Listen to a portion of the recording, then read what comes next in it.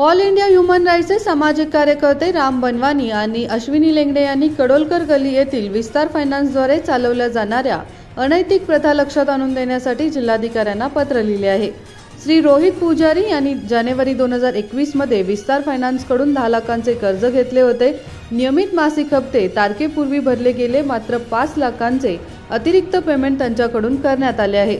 तसेच pre closing कर्ज शुल्क म्हणून 21,000 रुपये आकारण्यात आले आहे। याबद्दल राम बनवानी यांनी अधिक माहिती दिली आहे।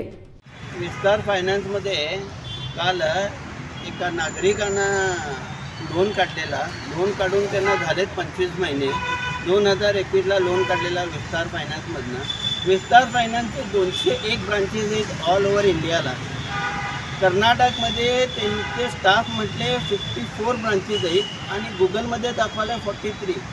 फॅक्ट काय आम्हाला माहीत नाही आहे, अपडेट गुगलमध्ये नाही आहे का आम्हाला माहीत नाही। सांगायचा उद्देश म्हणजे सर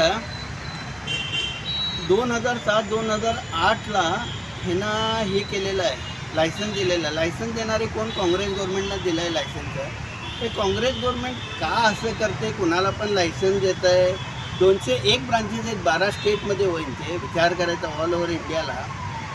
सुरुवात झाली कर्नाटक गव्हर्नमेंटपासून यांचं। कर्नाटक गव्हर्नमेंटमध्ये काय गडबड आहे ह्यांनी काय समजेना सर। वाटतं सगळ्यांचं इच्छा पूर्ण करायसाठी ही गव्हर्नमेंट टिकली आहे का काय करायला समजेना। सांगायचा उद्देश म्हणजे अजूनपर्यंत कोणतंच ॲक्शन घेतले नाही।